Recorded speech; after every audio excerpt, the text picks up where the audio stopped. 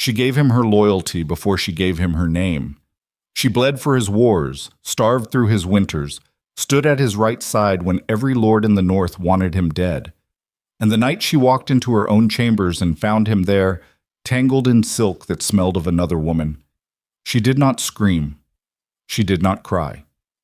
Luna Serafina Vale looked at the man she had built a kingdom with, and she felt something far more dangerous than grief. She felt clarity. Drop your city in the comments below and stay until the very last word, because this story is only just beginning. The storm had been building since mid-afternoon. Serafina had watched it come in from the high window of the war room, the way she watched most threats, quietly, without letting the watching show on her face. The clouds had moved in from the Ashfin Ridge like a slow army, eating the light in long gray strips until the horizon was nothing but smear and darkness. By the time the first thunder cracked over the capital of Vorn, the torches in the courtyard below were guttering sideways, and the sentries had pulled their cloaks tight and stopped pretending to look alert. She had not left the war room for 6 hours. The dispatches were spread across the oak table in rough order of urgency. Border reports from the eastern garrisons, a trade complaint from the merchant guild in Kelport, 2 unsigned letters she had already set aside because unsigned letters from within the palace walls were never about trade, and her hand moved across them with the same mechanical precision she brought to everything. Read, assess, decide. She had learned that habit from necessity long before she learned it from any advisor. Back when she was still Serafina of the secondary house, the daughter of a lord who drank himself to irrelevance, a girl with no inheritance and no protection and no weapon except the speed of her own thinking. She had been 17 the first time she sat at a table with men 3 times her age who expected nothing from her. She had been 20 the first time one of them admitted, through clenched teeth, that she had been right. She was 29 now, and she had stopped counting the admissions. The door opened behind her without a knock. She did not look up. "The king's outriders crossed the Greyford Bridge 2 hours ago," said Calla. Her head steward's voice carried the particular flatness of someone who had delivered enough bad news to learn how to strip the color out of words. "At that pace, he'll make the city gate before the 3rd bell." "Weather?" "Slowing them, not stopping them." Serafina set down the trade complaint, picked up the next dispatch. "Have the east wing prepared, not the king's suite. He'll want the lower hall fire lit and food set before he's even through the gate." "Already done." "And Calla," she said it without turning, "the Wolf Guard captain, Marin, tell her I want the rotation doubled on the inner ward tonight." A pause. Small, but Calla had been with her long enough to understand that pauses cost something. "Any particular reason, my Luna?" "Call it instinct." Calla left without pressing further. That was another thing Serafina had built over years. Staff who understood the difference between a question that needed an answer and a question that needed silence. She returned to the dispatches. The unsigned letters sat at the edge of the table where she had pushed them, their wax seals already broken by her letter knife. She had read them twice. The first was a single line. "The arrangement moves forward regardless of the king's return." The second was longer and more careful and twice as vague, full of the kind of language men used when they wanted the meaning to exist but the evidence not to. It mentioned an understanding between houses. It mentioned the Luna's continued cooperation. It mentioned a window of opportunity best not wasted. She had set them aside. Not because she didn't understand what they meant, because she understood exactly what they meant and needed to think before she acted, and acting on anger before thinking was a mistake she had made once in her life, at 17, and she had paid for it in ways she still occasionally felt in her chest on cold nights. The thunder came again, closer now. She heard it move through the stone of the palace like something alive, a long, low tremor that made the torches dip and the candles throw wild shadows across the ceiling. Outside, the storm had fully arrived. She could hear the rain beginning, first as individual strikes against the high windows, then as a continuous weight, a sound like an army marching on slate. Darius was 2 hours out in that. She let herself think about him for exactly as long as it took to roll the dispatches and tie them with cord. Then she stopped. The negotiations at Thornwall had taken 3 weeks instead of 2. She had known they would. Lord Karen Ashvale was the kind of political mind that measured every hour as a resource and spent them accordingly. And sitting across a treaty table from Darius, who had a king's instinct for force and a king's impatience for process, would have been exactly the kind of friction that stretched timelines. She had told Darius that before he left. He had kissed her forehead and called her the most exhausting woman in the North and left anyway, without the additional advisor she had recommended. She had managed the capital in his absence the way she always managed it, firmly and without announcement. The nobility had tested her in the first week, the way they always tested her when Darius was away. A lord who arrived late to council, a merchant who tried to renegotiate a contract she had already closed, a younger heir who made a comment at dinner about the Luna's duties in a tone that made the table go quiet. She had responded to each of them the same way. Not with anger, with the specific, patient, surgical precision of a woman who understood that the damage you did quietly outlasted the damage you did loudly. By the second week, the lateness stopped. The contracts held. The heir had found a reason to be out of the capital. She had not needed Darius's name once. This was something she did not say aloud to anyone. The third bell had already rung by the time she finally left the war room. The palace corridors were quieter than usual. The storm was doing that, driving the servants to shorter routes and the guards to sheltered posts. She moved through the East Passage with 2 of her personal guard at the standard distance, close enough to be useful and far enough back that she could hear herself think. The floors here were older stone, the joints not quite flush, and her boots found every uneven edge in the dark. She had walked this passage so many times that she knew the count by feel. She did not need light for it. She had intended to go to the hall. She was going to change out of the day's clothes, add a second layer against the cold, and then go down to the lower hall and wait for her husband to come through the gate. That had been the plan. 12 minutes in her chambers, then to the hall. She reached the door of her private chambers. The guard outside, a young man named Tor, who had been on her rotation for 2 months, was not at his post. She stopped. The hallway behind her was empty. Her 2 personal guards had stopped at the corridor junction 10 yards back per standard protocol. Ahead of her, the door to her chambers was closed, and in the thin strip of light beneath it, she could see what should not have been there. A second light source. Not cold, warm, a fire lit inside. She had not ordered a fire in her chambers tonight. She had been in the war room. Calla had orders for the east wing and the lower hall. There was no reason for a fire to be lit in her private chambers. No instruction she had given, no routine that would have put one there. She thought about the unsigned letters. She put her hand on the door. It opened without sound. She had always kept the hinges oiled herself, a habit from years ago, from a time when quiet access to a door was not a luxury, but a necessity. The fire in the hearth was burning high, too high, the kind of fire someone had stoked recently and not long ago, and the light it threw moved across the room in orange waves. She saw the bed. She saw what was in it. She stood in the doorway for a moment that lasted much longer than a moment. Her body was completely still. Her hands had dropped to her sides. She was aware of the rain hitting the window to her left, aware of the weight of the air in the room, aware of the smell. Pine smoke and something else, something sweeter, perfume she did not wear. And she was aware of the exact precise instant when her mind caught up with her eyes and the thing she was seeing became real. Darius. And a woman she did not recognize. The woman was wearing Seraphina's robe, the deep blue one, the one with the silver hem, the one Calla had mended twice and kept on the hook beside the wash basin. It was open at the shoulder. The woman was sleeping, or pretending to sleep, her dark hair spread across the pillow that belonged to Seraphina, her face turned away, her breathing slow and visible in the firelight. Darius was awake. He had seen her in the doorway. His face, in the split second before he composed it into something controlled, was a map she could read too well. She had spent 9 years reading that face. What she saw in it was not guilt. What she saw was calculation.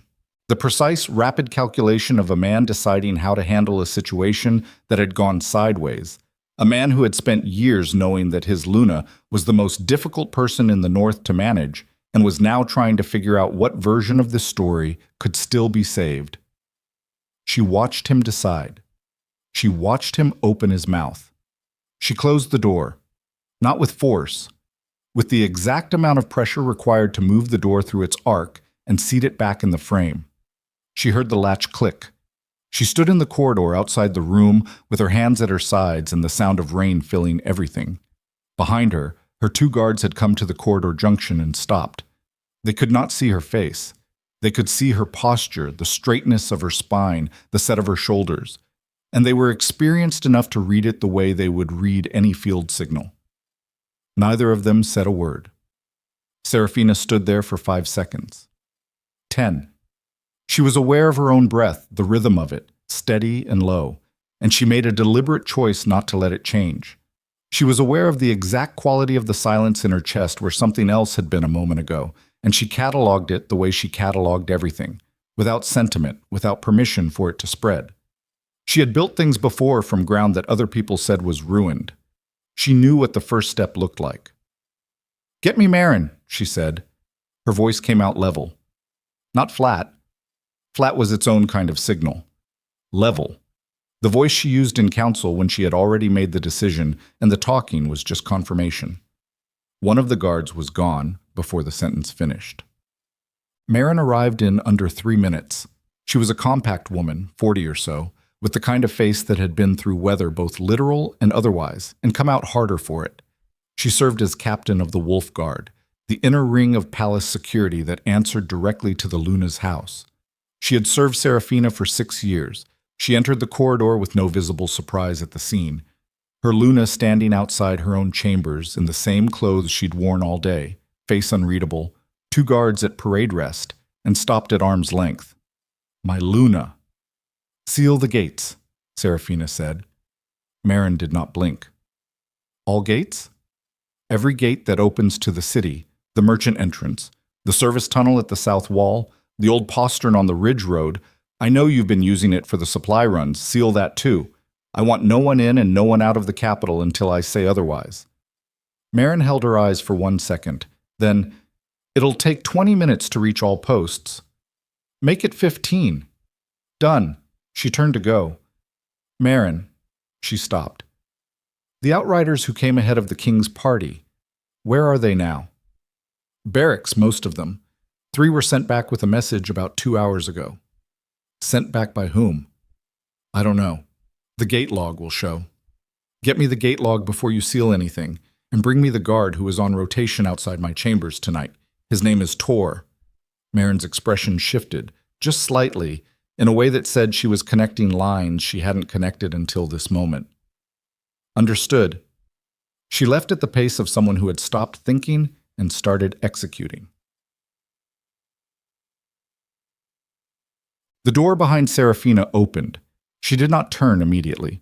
She heard Darius come out, the sound of his boots, the specific weight of his step, the way his breathing changed when he was about to speak in the register he used when he believed he could still redirect a situation.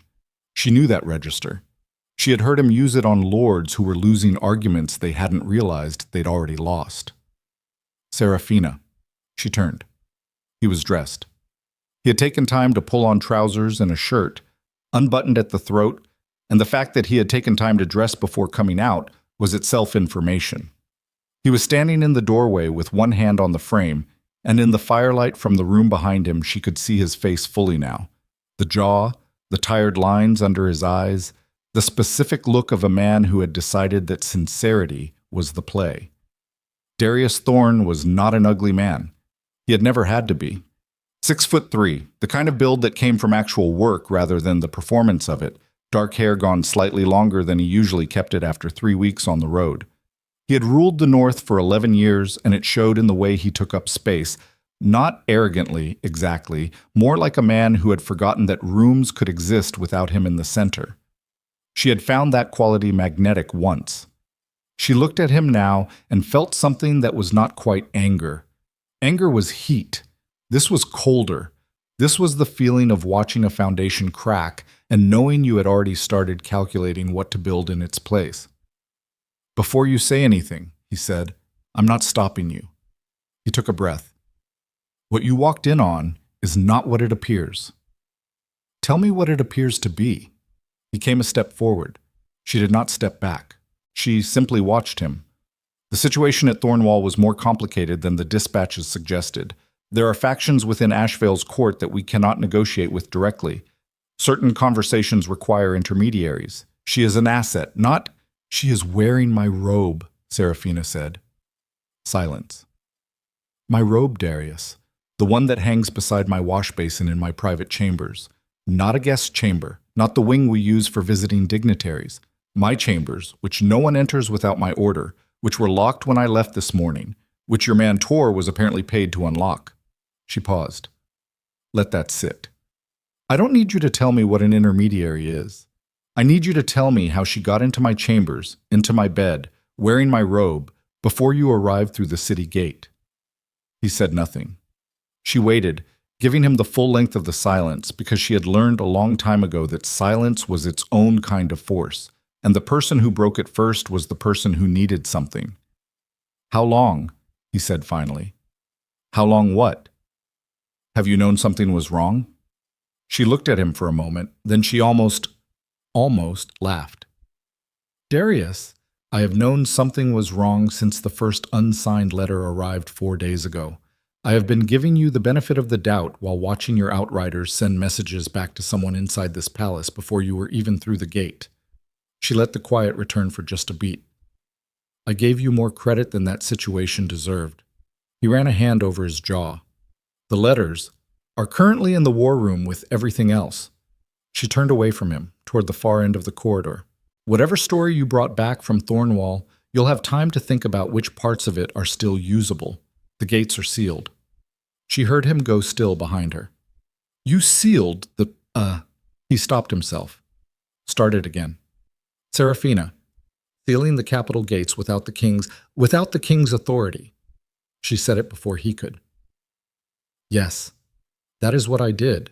Luna's authority, which is separate, as the House Compact clearly specifies, and which I have every right to exercise in matters that pertain to the security of the palace and the persons within it. She stopped walking, but did not look back. If you believe I exercised it wrongly, you are welcome to raise it with the council when I summon them. The pause behind her was different now, less calculation. Something else in it. The particular quality of silence from a man who had just understood that the conversation he thought he was walking into was not the one that was actually happening. You're going to summon the council, he said, in the morning. Serafina, in the morning, she said again, and the repetition was not argument, it was closure. She walked to the end of the corridor. Her 2 guards fell in behind her without a word. She did not look back at him. The gate log came to her in the lower hall. She sat at the long table with a cup of water she had not drunk from, and the fire built up on her right side and Marin across from her, and she read the log with the same method she brought to everything, sequentially, without skipping ahead, marking the places where the record felt smooth when it should have felt rough. The south postern opened at the second bell, 3 hours before Darius arrived, closed 12 minutes later. The duty guard had logged it as a supply delivery, but supply deliveries at the second bell in a storm were not standard, and the name signed against the authorization was a name she did not recognize. Who authorized the secondary gate pass? She asked. Marin placed a second document beside the first. That name, Aldrich Vane, he's listed as a steward in Lord Casveth's household. Serafina set the log down. Casveth. She ran through him in the time it took to draw one breath. Lesser lord of the inner court, old family. Recently acquired debts she happened to know about because she knew about most things involving the lesser lords of the inner court. The kind of man who looked for leverage the way other men looked for exits. The kind of man who would write unsigned letters. She thought about the second letter, a window of opportunity best not wasted. Wake up Casveth's house steward, she said. Not Casveth, his steward, the one who actually runs the household accounts. I want him here before the 4th bell. Marin made a note. And the woman in my chambers. Serafina paused. Treat her as a guest. I want her comfortable, I want her fed, and I want 2 guards inside the room with her. Not outside the room. Inside. She speaks to no one until I speak to her. And the guard, Tor. He talks to no one either. She looked at the fire. He'll want to talk. That's fine. But the only person he talks to is me. Marin stood. This is going to be a longer night than I planned. Yes, Serafina agreed. It usually is. It. She did not sleep. She had known she would not. She sat in the lower hall until the storm began to slow, and then she walked the inner ward in the rain because she found that moving helped her think more clearly than sitting, and the guards who followed her did not comment on the hour or the weather. They had served her long enough. The capital was quiet in the way cities were quiet in storms. Not silent, but folded inward, the usual noise of night markets and tavern light replaced by the sound of water moving through the drain channels and the low calls of sentries checking their posts. She knew the city by sound the way she knew the palace by step count. She had walked it at every hour, in every season. She had learned it the way she learned everything she needed, thoroughly, without ceremony, in the understanding that knowledge was the only thing that had ever reliably kept her upright. She thought about the woman in her robe. She thought about Darius's face in the doorway.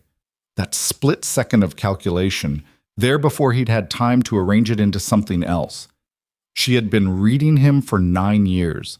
She knew the difference between the face he wore when he was caught doing something he believed was justifiable and the face he wore when he was genuinely afraid of what he had done. Tonight had been the first one. That was its own kind of information. Whatever had happened in Thornwall, whatever arrangement had been made, whatever intermediary nonsense he was going to try to build into a story that explained why a woman she did not know had been sleeping in her bed in her robe before he arrived through the gate, Darius believed, even now, that it was manageable, that she would eventually hear the full version, and the full version would make enough sense that they could move past it. He still thought this was a situation he could navigate. She walked through the rain and let him think that. By the time the storm fully broke, 3 things had happened. Torthegard had, in fact, wanted to talk.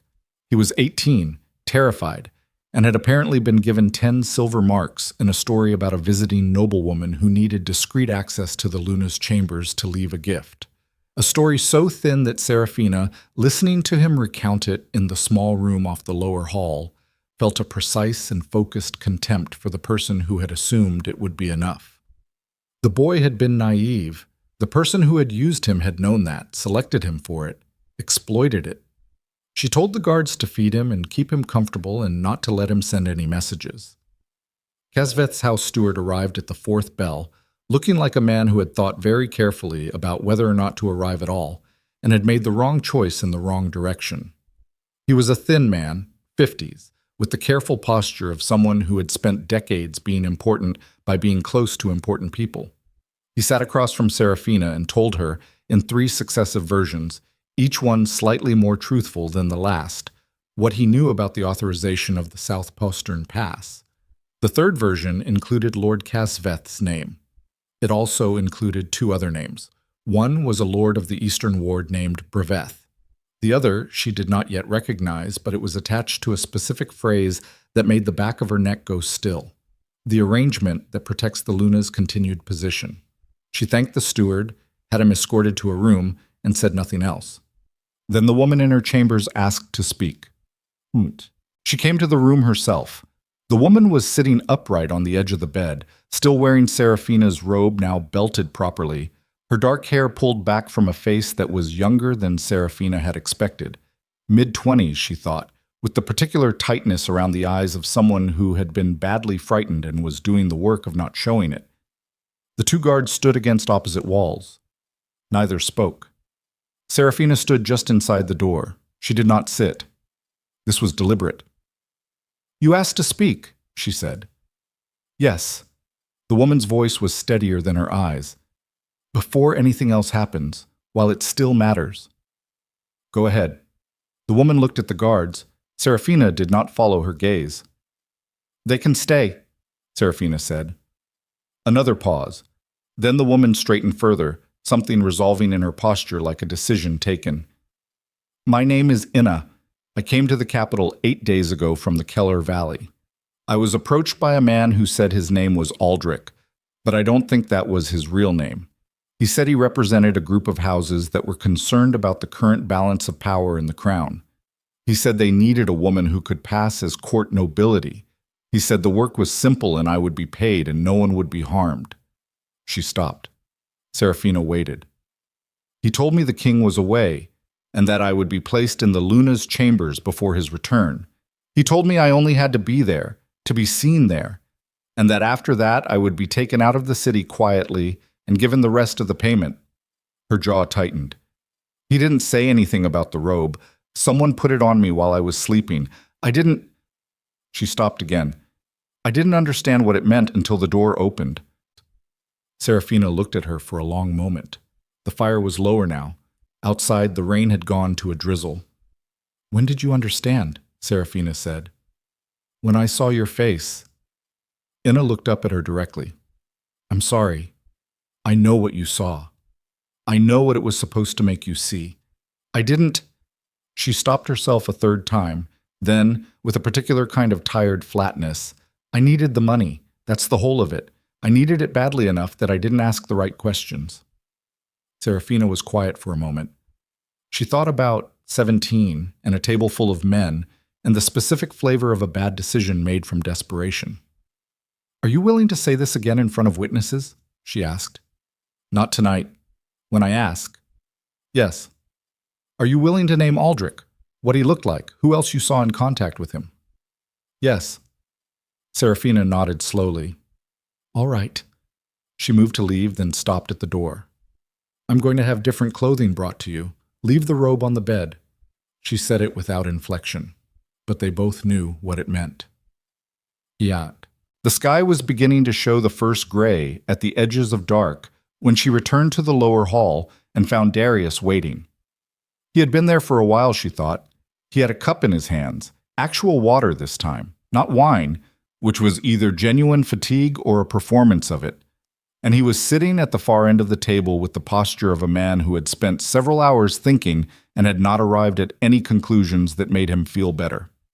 He looked up when she walked in. You talked to her? He said. Yes? What did she tell you?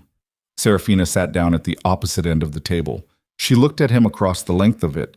8 feet of old oak, scored and marked by years of use, the table where she had managed the capital for 3 weeks in his absence. She told me she was paid to be in that room, that the robe was put on her while she slept, that she was contacted by a man named Aldrich, who represented a group of houses that wanted to disrupt the crown. Something moved in Darius's face, not quite relief, more like a man hearing the shape of a thing he had already suspected confirmed from outside himself. I told you it was... Don't, she said. He stopped. She looked at him steadily. You told me it wasn't what it appeared. You're right that it was constructed. You're right that someone built that room and that night for me to walk into. But don't stand where you're standing and tell me the story ends there, because I have had 6 hours to think, and I have the gate log, and I have Casveth's steward in a room down the hall, and what I know right now is that someone inside this palace orchestrated every piece of this with specific and detailed knowledge of my schedule and your itinerary and the rotation of my guards. Cool.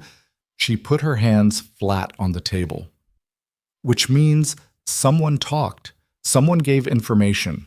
I want to know if that someone is you. The fire cracked. Darius set down the cup. He did not look away from her, which she credited him for. She had seen men twice his size look away from the question when it came out of her mouth. He held her gaze, and the silence stretched between them, and in it she could feel every year of the 9 they had built together pressing against the present like weight against a seam. No, he said. She watched him.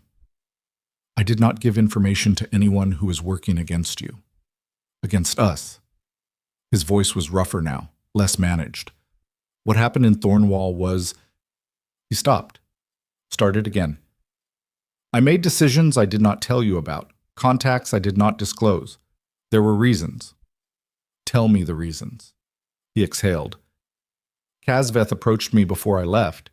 He said there were factions within Ashvale's court that had agents inside ours, and that any information I shared with you before the trip could be leaked before I arrived. He said to keep the Thornwall details close. I thought... He looked at the table. I thought I was protecting the negotiation. Serafina was very still. Casveth told you not to tell me, she said. And you didn't. He said nothing. Casveth, who I am about to demonstrate, had a direct hand in arranging the scene you found in my chambers. Casveth told you to keep your plans from your Luna, and you decided that was sound advice. She let the silence hold. What exactly did you think was being protected, Darius? The negotiation, or your ability to make decisions without checking them against someone who has been right more often than you? The question landed the way she intended it to, not as cruelty, but as precision. She was not interested in wounding him. She was interested in the truth having a clear surface to rest on. He looked at her. For the first time since she had found him in her chambers, his face did not contain any calculation at all. It was just tired, just a man sitting across from the person he should have told things to, understanding too late the shape of what his silence had cost. "I don't know," he said. She nodded once. She stood and crossed the hall and lifted the sealed city order from the hook by the door and broke the seal herself. "Keep the gates closed," she said without turning. "I want Casveth detained before breakfast. I want his household records, and I want the full council assembled by mid-morning." She heard Darius's chair push back, heard him rise. "Seraphina." She turned to face him from the doorway. The gray light from outside was coming in stronger now. The storm was over, the sky clearing in that sharp, washed-out way it did after a long night of rain. "You came home," she said, "and before you were even through the gate, you had already let someone else decide what I was allowed to know. That is what happened here." She looked at him steadily. "I am not ending this conversation. I am starting a different one. But I need you to understand that clearly before the council meets, because when we walk into that room, we will not be walking in as a united front that managed a problem. We will be walking in as two people who have to account for what broke down. That is the only version of this that I am willing to stand behind." He looked at her for a long moment, then quietly, "All right." She held his gaze one moment more. Then she turned and walked out into the gray morning light of a capital that did not yet know how close it had come to being torn from the inside. She was halfway across the inner courtyard when the guard came running. Not walking fast. Running. From the direction of the North Ward, which was where Casveth's guest chambers were located. And the look on the guard's face was the specific look of someone carrying information that had just changed the shape of everything. She stopped, held up one hand, waited. "My Luna." The guard drew up and breathed. "Lord Casveth." "What about him?" "He's gone. His chambers are empty. The North Ward door was opened from inside at some point in the last 2 hours." A breath. "His household man went with him, and—" He stopped. "And," she said, "we found a letter on Casveth's writing table, addressed to you." She held out her hand. He placed it in her palm. Her name on the outside in handwriting she did not recognize. Broken seal. Casveth's, the stag and crown she had seen on 100 pieces of correspondence. She opened it and read it once, fast, then again slowly, and by the second reading her hand was completely still, and the courtyard was completely quiet around her, and the washed gray sky overhead felt very close. The letter was 3 paragraphs. The first paragraph explained in careful language that Casveth had only been a participant in a larger arrangement, that the aim of the arrangement was never simply to create conflict between the king and the Luna, but to remove the Luna from power permanently, through means that would appear to be the king's own decision. The second paragraph said that this plan had already been partially executed, that certain documents with Seraphina's seal, which had been copied without her knowledge, had already been sent to 2 border lords and to 1 member of the Great Council, that these documents would arrive within the next 24 hours, that their contents would suggest the Luna had been conducting unauthorized negotiations with Ashvale's court behind the king's back for 2 years. The third paragraph was a single line. Ask the king's head advisor where he was the night before the Thornwall delegation departed. Seraphina folded the letter. She looked up at the guard, at the courtyard, at the walls of the palace she had managed for 9 years, the capital she could walk blind, the kingdom she had helped hold together through 3 border conflicts and 2 succession crises and a winter that had nearly starved the eastern provinces. The gates were sealed. The council was being summoned. Casveth was gone, which meant he was either running or he believed he didn't need to stay because the damage was already done. And somewhere in the palace, the king's head advisor was waking up to a morning he had planned very carefully. She closed her hand around the letter. "Find me Marin," she said, "and send word to the king. Tell him to come to the war room. Tell him to bring no one else." She turned back toward the palace. Behind her, the courtyard was already moving. The war room smelled like tallow and old paper, and the specific cold that settled into stone buildings after a long night of rain. Serafina had been in this room for less than 4 minutes when Darius arrived, and in those 4 minutes she had done 3 things. She had placed Kazveth's letter flat on the table where the light from the east window would fall across it. She had poured 2 cups of water and left both on the table, and she had positioned herself not at the head of the table where she usually sat, but at the side, facing the door, so that when he came through it she would see his whole face before he had time to find her. He came through alone, as she had instructed. He looked at the letter on the table. He looked at her. "Close the door," she said. He did. She waited until he crossed to the table and picked up the letter and read it, and she watched his face the whole time. Not for guilt, she was past hunting for guilt, but for the specific quality of his recognition. Whether the contents of this letter landed on him like confirmation or like surprise. The difference between those 2 things was the difference between a man who had been deceived and a man who had participated in his own deception and was now watching the edge of it catch up to him. He read it through. Then he set it down and looked at her, and his face was something she did not immediately have a word for. Not guilt, not surprise exactly. Something between them, something with its own specific flavor, the look of a man who understood that the ground under the past 3 weeks had been softer than he had walked on it. "Brennan," he said. She waited. "My head advisor, Brennan." He touched the letter at the corner, 1 finger, then pulled his hand back. He was the one who introduced me to Kazveth's contact at Thornwall, before the delegation departed. He arranged the first meeting. He looked at the letter again. "The night before we left." Brennan arranged the meeting, said it was a preliminary contact, said it needed to stay off the official record because Ashvale's court had informants in the documentation process. "And you didn't question that." "I questioned it." "And then you didn't question it enough." He was quiet. Serafina picked up the letter, folded it, and set it in the inner pocket of her vest. "Brennan has been your advisor for how long?" 7 years. 7 years. She looked at him. "Do you know where he is right now?" "I don't know. I haven't spoken to him since we returned last night. He was in the party, but he went ahead to his own chambers when we came through the gate." He stopped. Something shifted in his jaw. "When I came to find you." She turned to the window. The city below was beginning to wake. She could see movement in the market district, the first carts coming through from the outer districts, people who did not yet know the gates had been sealed and were about to find out.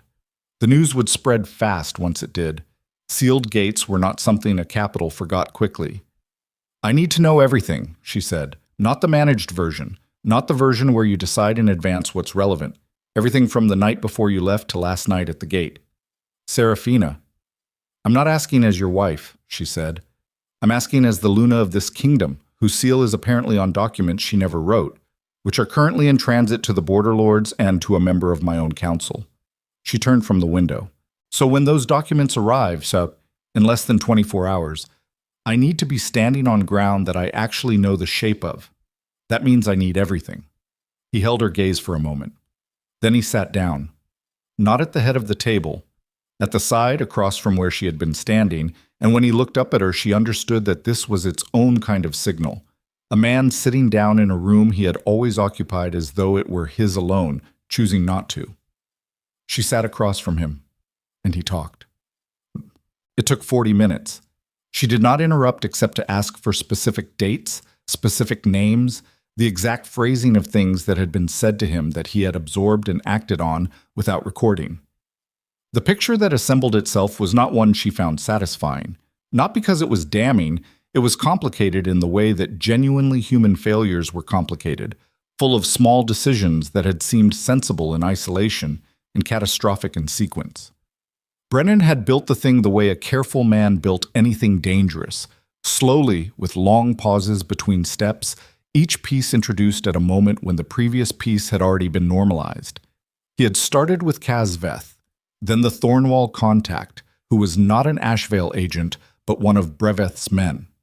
Then the instruction to keep the specifics from Serafina, framed as operational security, presented at exactly the moment when Darius was most invested in the Thornwall outcome, and most likely to accept a reason that let him act without the friction of her involvement. Then, and this was the piece she had not fully seen yet, a series of documents that Darius had signed in the second week at Thornwall that he had believed were preliminary trade agreements, brought to him by Brennan for routine signature, which apparently bore enough resemblance in their format to the authorization documents Serafina used that her seal could be replicated from their structure. She let him finish. "Did the trade agreements actually exist?" she said. "Yes, they exist. They're real agreements. But you signed them in a format that gave Brennan access to enough of my authorization structure to copy my seal." He was quiet for a moment. "I didn't understand that at the time." "I know you didn't." She looked at her hands on the table. "That's the piece of this I can actually work with." He looked at her. "What does that mean?" "It means the forgery is demonstrable. If the documents they're sending to the Border Lords carry my seal, but were produced using a copied format, and Brennan did that, not someone with actual access to my instruments, there will be inconsistencies. My sealmaster will see them." She lifted her eyes. "Which means the moment those documents arrive, if I have already summoned the council and already put Brennan in a room, the timeline becomes visible. The forgery becomes visible, but only if I move before the documents do." Darius was watching her with an expression she recognized from a very different context, from the moments in early councils when she had laid out a position and he had heard somewhere in the construction of it that she was 3 steps ahead of a room that thought it was 1 step ahead of her. "You've been building this since you read the letter," he said. "I've been building this since I found Tor missing from his post." She stood. "I need Brennan located and contained before the council meets. I need your authorization for that, publicly, visibly, in writing, so there is no version of this morning where it looks like the Luna acted unilaterally against the king's advisor while the king looked the other way." She looked at him directly. "That's what they want the story to look like. I need it to look like something else." He held her gaze. "What do you need from me?" "Write the order, your hand, your seal. Brennan is to be held in the West Wing under palace guard pending a full security review. Standard language. Do not name the specific suspicion yet. That comes in the council." She paused. "And when you write it, do not consult anyone. Not a secretary, not another advisor. You write it yourself and you bring it to me." He looked at her for another moment. Something moved in his face. Not the calculation she had seen in the corridor last night, but something older, something that had been sitting under the calculation and was now closer to the surface. "All right," he said. He left.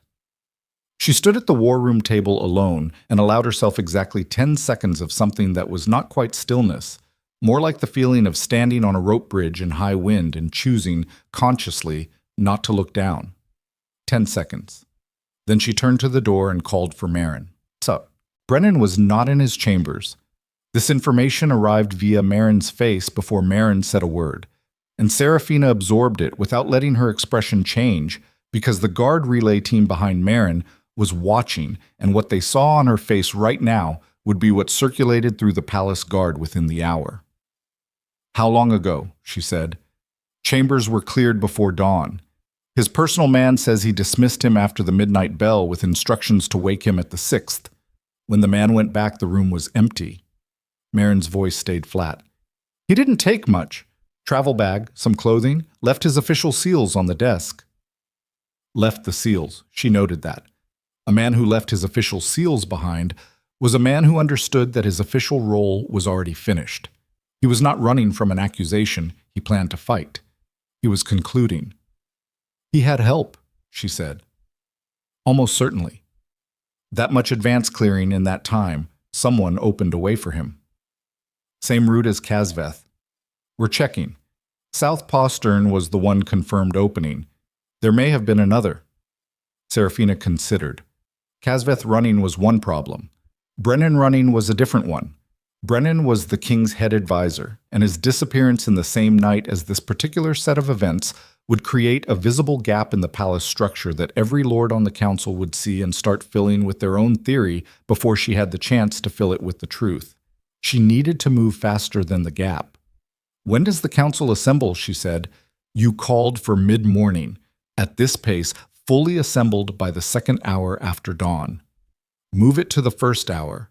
She saw Marin's slight adjustment. "I know, do it anyway." Marin went.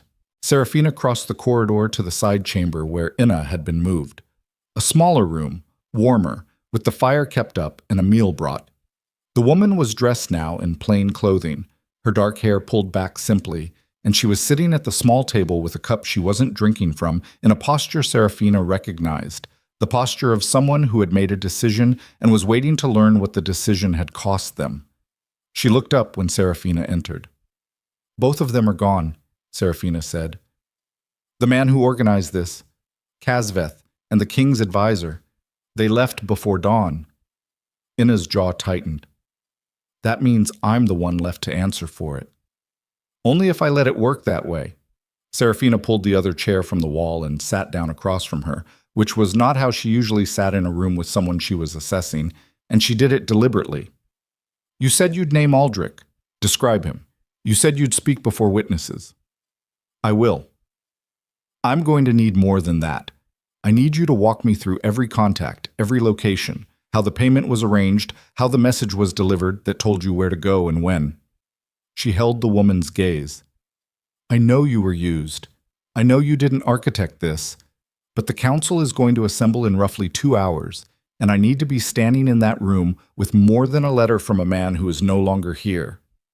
Inna was quiet for a moment. Then she put the cup down and looked at Serafina with the directness of someone who had decided to spend something they couldn't afford to hold back. "You're going to protect me through this." "I'm going to tell the truth," Serafina said, "which is that you were recruited as a prop by people who had a specific political aim. The truth, in this case, is also your best protection." She paused. "But I need it whole. Not the version that makes you look best. The whole thing." Another pause. Shorter. "All right," Inna said. The hour before the council assembled was the most precise hour Serafina had spent in recent memory. She moved through it the way she had learned to move through any situation where the pressure was external and the clock was visible, methodically, without wasted motion, decisions made in the order they needed to happen rather than the order she would have preferred. She met with the palace sealmaster, who confirmed within 15 minutes of examining the relevant authorization formats that a replication was technically possible from the documents Darius had signed at Thornwall, and that he could demonstrate the inconsistency between a copied seal and the original to any qualified observer. She sent 2 riders to the border lords, not with instructions to intercept the documents, but with instructions to hold any correspondence bearing the Luna's seal pending verification. Legitimate authority used to buy time. She had done it before. She met briefly with 3 individual council members before the full assembly, the ones she assessed as genuinely neutral rather than allied to any of the houses connected to what she was already, privately, calling the arrangement. She gave each of them one specific piece of information, different pieces, calibrated to their specific position and concerns, and she watched each of their faces as they processed it, and told her in the processing which side of this morning they were going to come down on. 2 of the 3 were solid. The third she was not sure of, and the not sure of it sat in her chest the way an unresolved piece always did. A small, specific weight she could not put down and so carried. She found Darius in the corridor outside the council chamber. He had the written order in his hand. His own script, she could see from the slant of it, and his seal pressed into the wax while it was still hot, the impression deeper than the official clerks usually got it. He held it out to her. She took it. She read it once. It was clean. Straightforward. No flourish, no hedging. She had half expected him to want to add language, to soften the edge of it, to preserve some deniability. And he had not. "Council is ready," she said. "I know." She looked at him. "When we go in, I lead." He looked back at her. "I know that too." There was something in the space between them. Not reconciliation, not by any measure, and not what had existed before last night either. Something else, something more like 2 people who had agreed, at least for the length of this morning, on what the truth was and what it required. She did not know what it would look like on the other side of the council chamber. She did not let herself look that far yet. "Darius," she said it quietly, just before she turned to the door. "Whatever comes out in there, I need you to not flinch from it." He was quiet for a moment. "Even the parts that are mine. Especially those." He looked at her for a long moment. Then he nodded once, and she turned to the door, and she put her hand on it, and she pushed it open. The council chamber was full. 23 lords, 2 guildmasters, the kingdom's high marshal, and 3 regional representatives sat at the long curved table. 23 faces turned toward the door as she walked in, and she felt the specific quality of the room's attention like a physical thing, the weight of people who had been pulled from sleep and given no explanation and were now full of their own theories and their own fears and their own calculations about what this morning was going to cost them. She walked to the head of the table and did not sit. She looked at the room. "Thank you for coming at short notice," she said. "I'm going to tell you exactly what happened in this palace last night, and I'm going to tell you in full, and I'm going to ask this council to act on what you hear. But before I begin, I need to account for 2 absences." She let the silence hold for 1 beat. "Lord Casveth is not in this chamber because Lord Casveth left the capital before dawn. Brennan of the King's Advisory Office is also absent for the same reason." The room did not erupt. It went very still.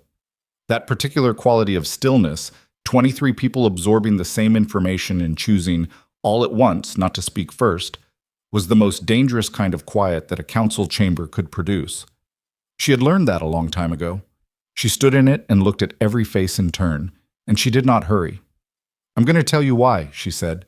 And Lord Breveth, seated at the midpoint of the curved table, reached into his vest and produced a folded document she had not seen before, and set it on the table in front of him with a sound that was very small and very loud in the quiet room, and looked at her with an expression that she recognized as a man who had also spent the early morning hours preparing.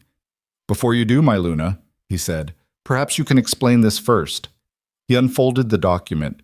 Even from the head of the table she could see it, her seal, her signature, and below it, in the formal authorization language she had used 100 times, a directive that she had never written in her life.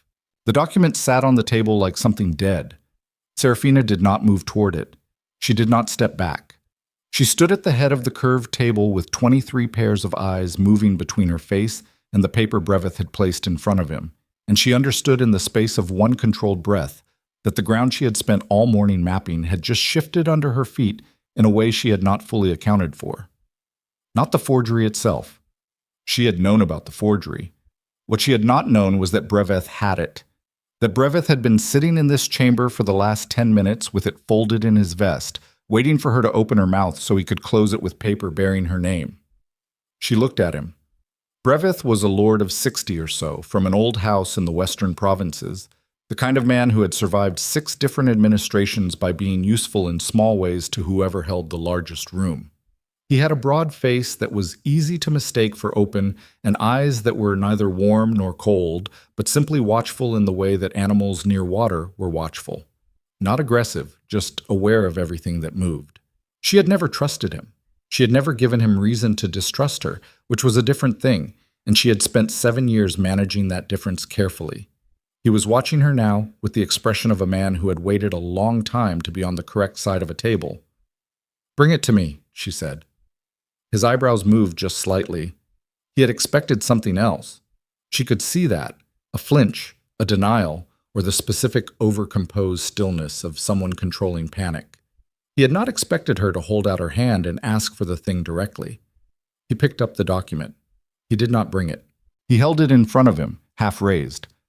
"I think the council should see it first, my Luna, given that it concerns arrangements made without the king's—" "Lord Breveth," she said it without heat. "If that document bears my seal, I have the right to examine it before it is read into the council record. That is not a courtesy, that is procedure." She held his gaze. "Bring it to me." The room was very quiet. Breveth held the moment 1 beat past comfortable.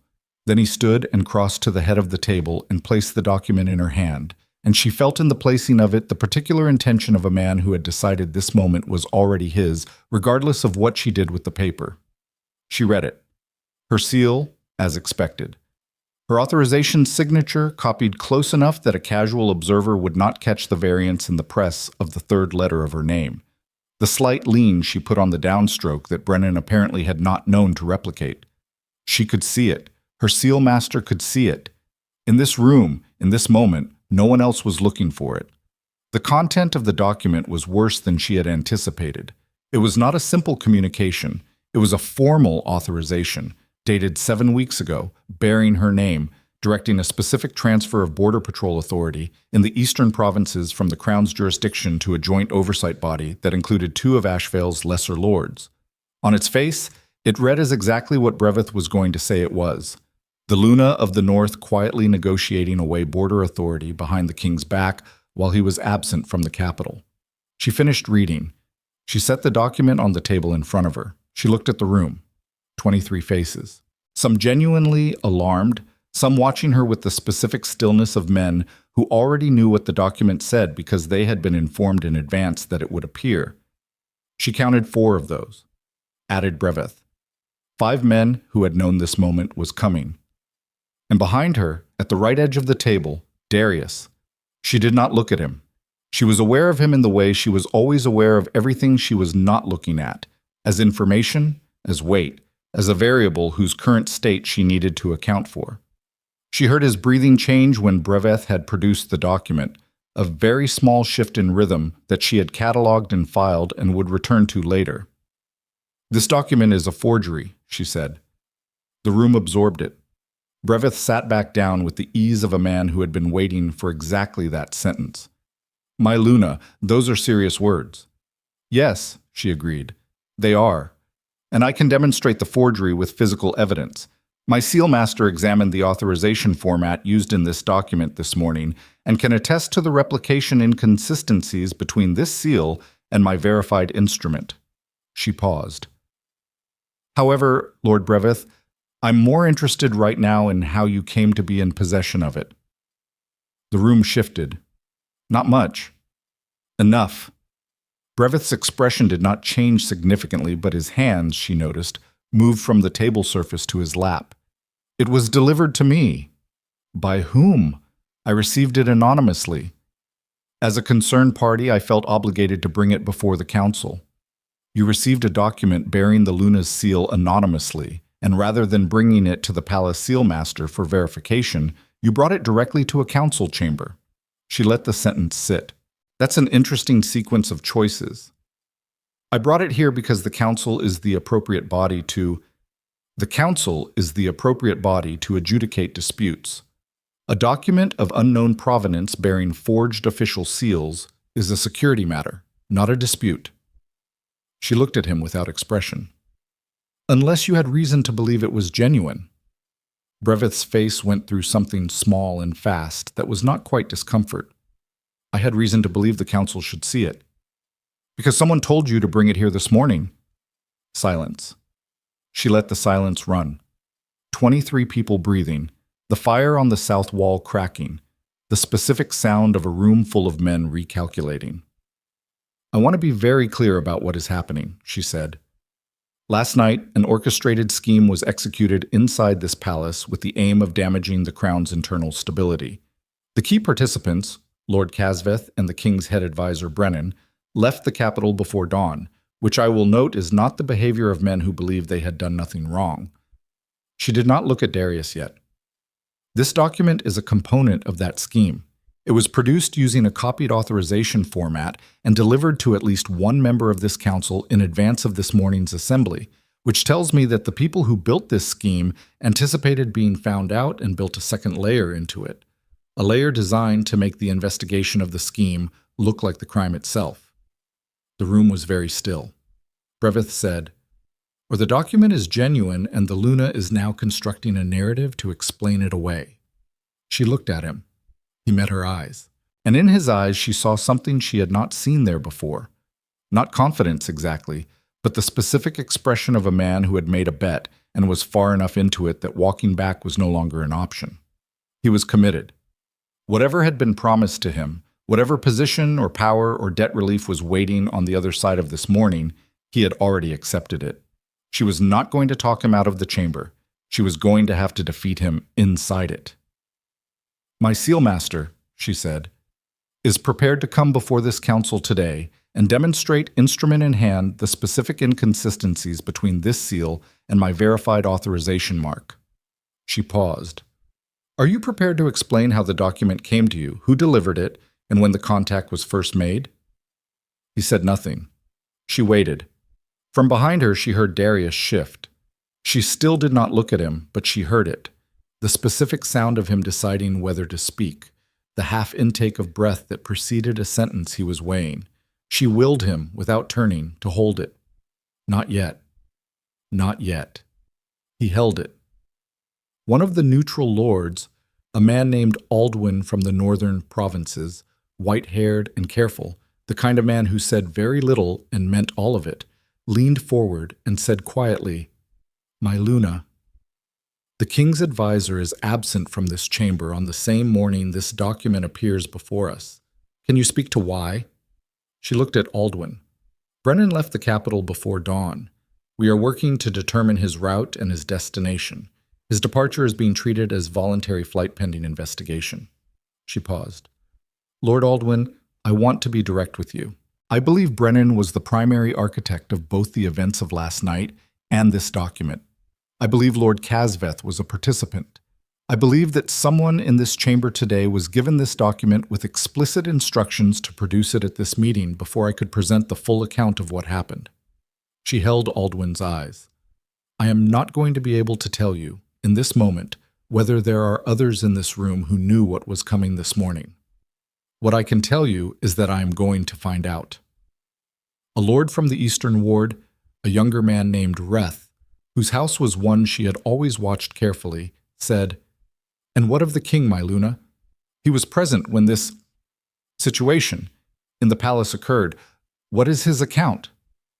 The room turned, all of it, the weight of it, toward the right side of the table. She turned too.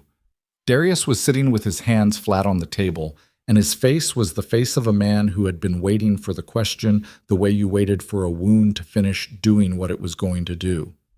He looked older than he had looked last night. Not diminished, she would not have called it diminished, but stripped of something, the specific layer that high authority put on a man over time, the automatic assumption that a room would wait for him to frame things. He said, My head advisor manipulated my access to information before and during the Thornwall delegation. He used my signature on legitimate documents to produce a copying frame for the Luna's authorization mark. He introduced me to contacts that were not who he said they were, and he gave me specific instructions to keep details of the delegation from the Luna on the basis of a security concern that I now understand was fabricated. He stopped. His voice was steady.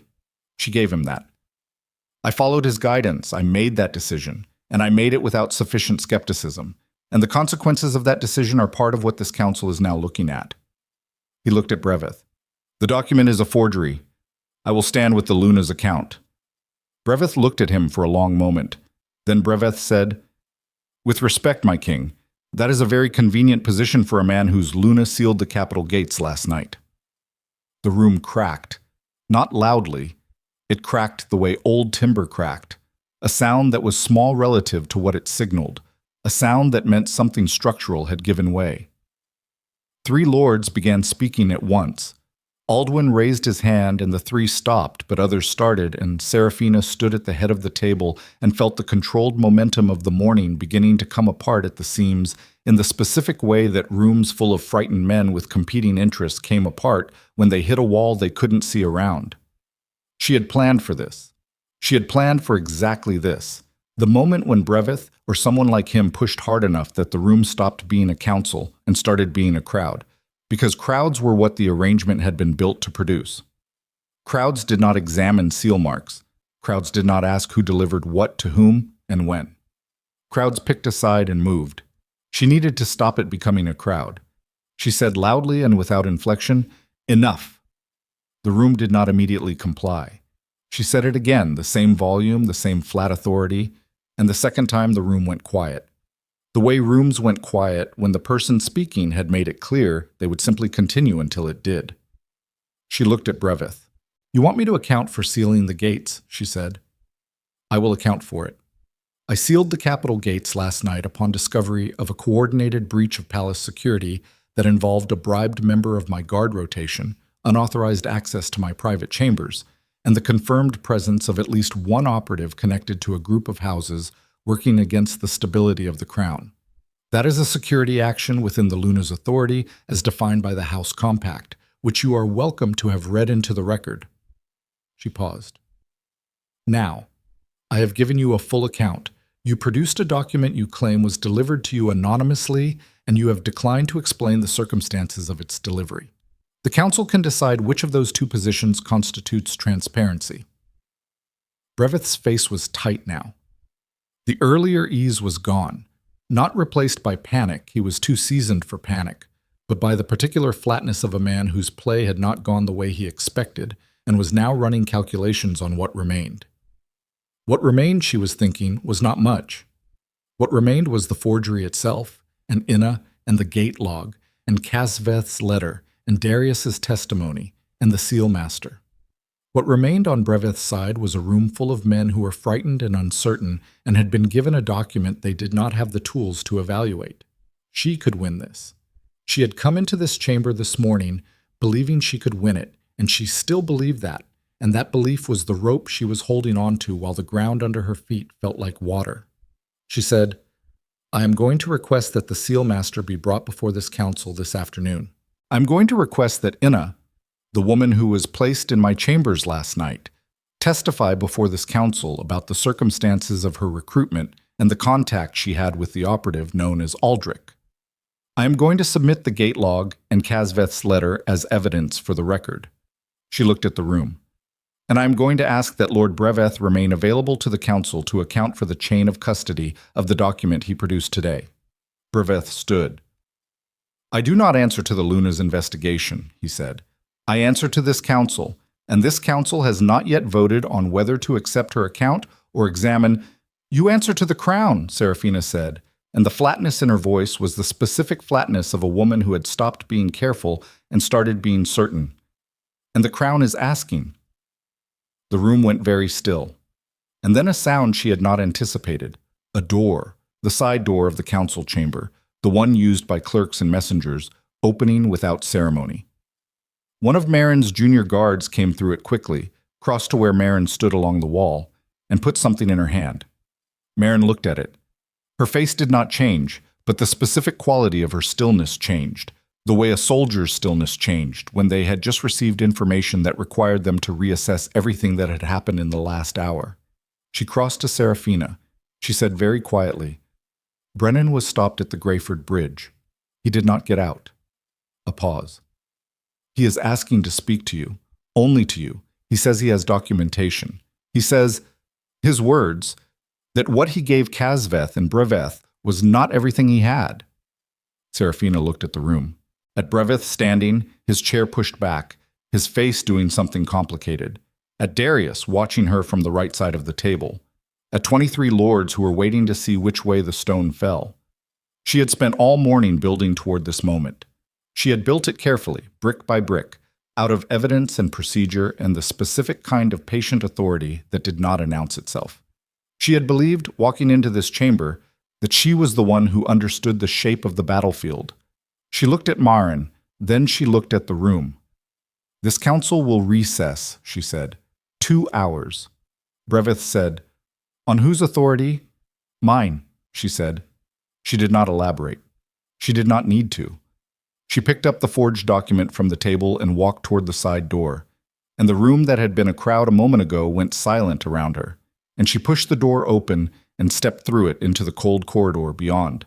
Behind her, she heard Darius stand. She heard his chair scrape. She heard him follow. And she understood, in the corridor's cold air with her hand still on the door, that what Brennan had waiting at the Greyford Bridge was either the thing that ended this or the thing that made it something else entirely. Something she had not yet planned for, something that would require her to make a choice she could not take back. She had always known that the most dangerous moment in any confrontation was not the attack. It was the moment just after you had survived the first one and had to decide whether you were still the same person you had been before it landed. She started walking. The corridor outside the council chamber was 23 steps long. Serafina counted them without thinking, the way she always counted, because counting was what her mind did when the rest of it was working on something that had not resolved yet.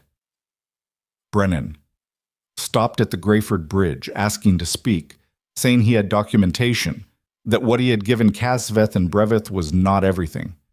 She turned that over as she walked. Not everything, which meant Brennan had built himself a reserve. A man who built a reserve was a man who had always planned to be caught, or at minimum had planned for the possibility and decided to be useful to whichever side reached him first. That was a specific kind of mind. She had dealt with that kind of mind before. The important thing to understand about men who kept reserves was that the reserve was not loyalty. It was currency. He would spend it on whoever gave him the best price for it, and right now the best price on the table was her. She stopped at the end of the corridor. Darius had followed her out.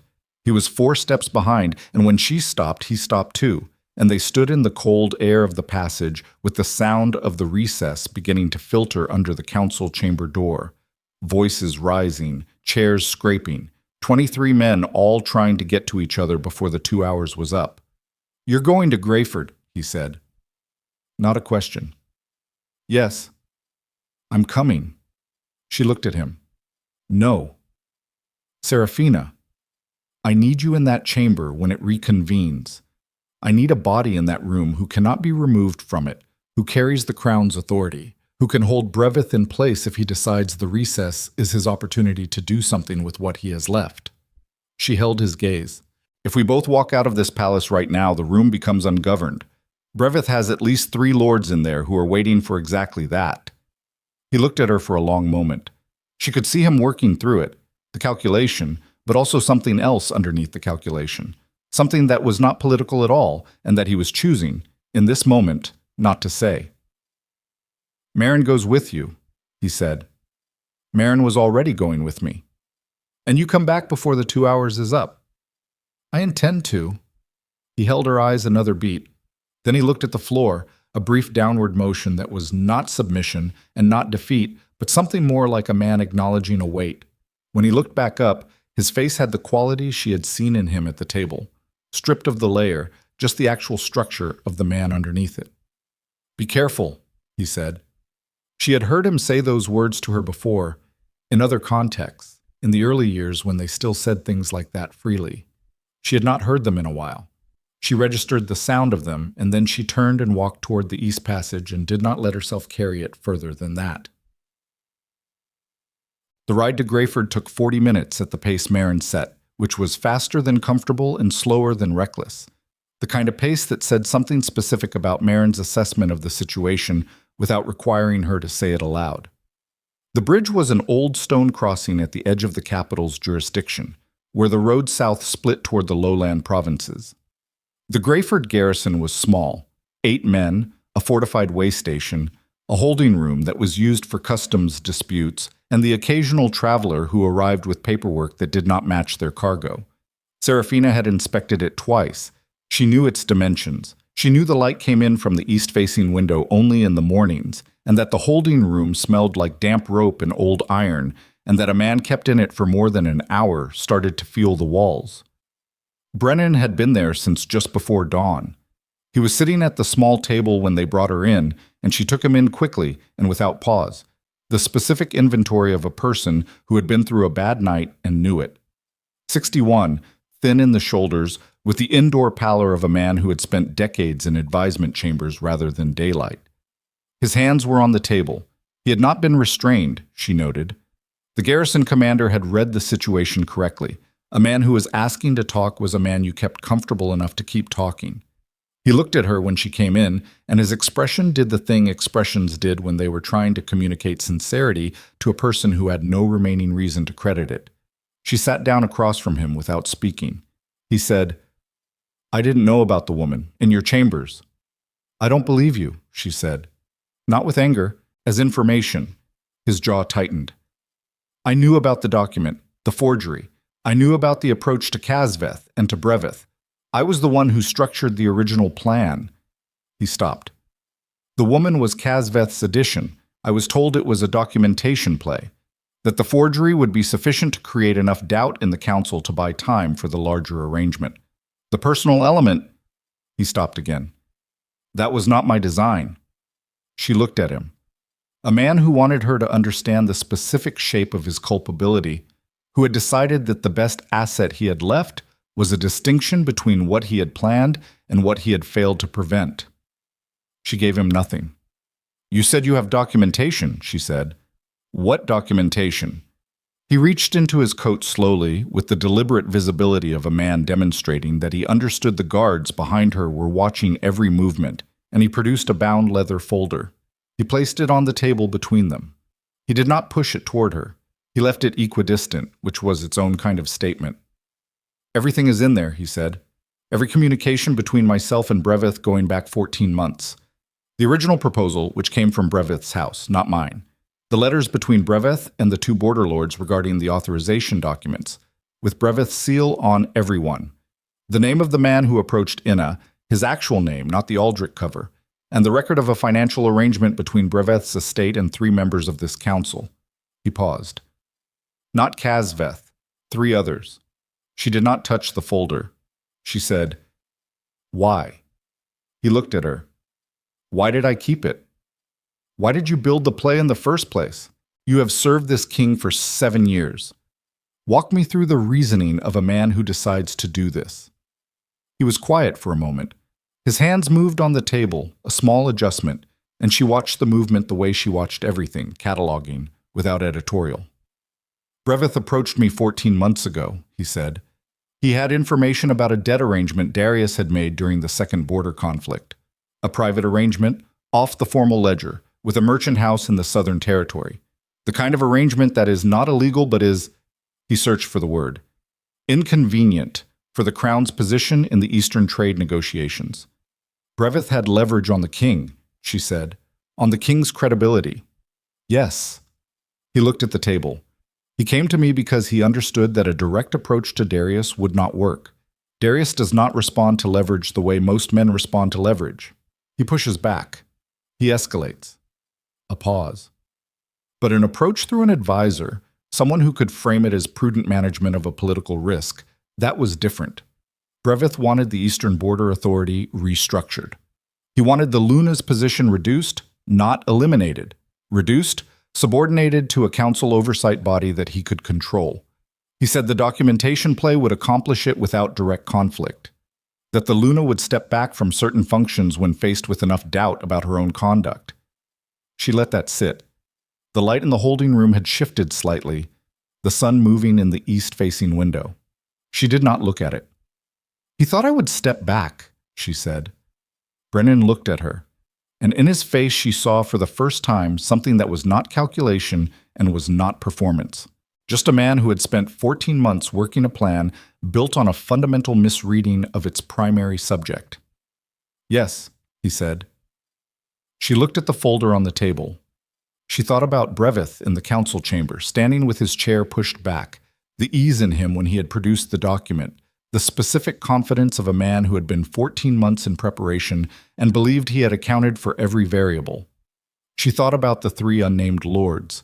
She thought about the document that was in her vest pocket right now, the one bearing her copied seal, and the seal master she had positioned to testify this afternoon, and Inna, who would speak before witnesses.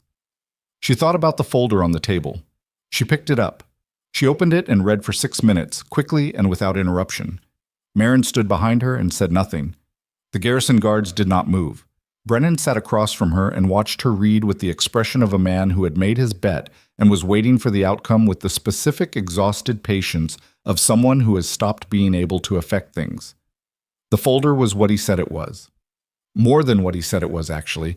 There was a letter at the back between Brevith and an individual identified only by a title that belonged to a position in the Crown's administrative structure that was close enough to Seraphina's own office that the blood in her hands went briefly cold when she read it. She closed the folder. She looked at Brennan. "You are going to come back to the capital," she said. "You are going to come back now, today, before this recess ends. You're going to sit in a chamber I designate, and you are going to wait while I determine what testimony this council requires from you." She paused. If you provide complete testimony and it is consistent with what is in this folder, I will recommend that your cooperation be entered into the formal record.